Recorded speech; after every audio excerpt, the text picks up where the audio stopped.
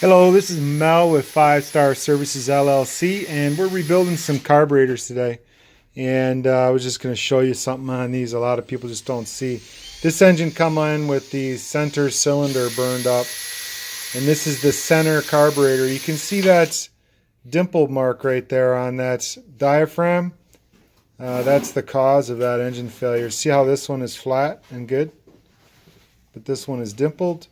You definitely want to check those babies. Fuel pump side on your carburetors anytime. And this is a 1200 Yamaha non-power valve motor out of like an LS 2000 jet boat.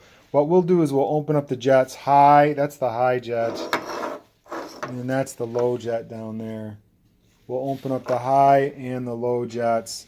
A quarter to a half a turn, you know, if the engine has been bored out. So anyways, a little FYI. Thank you.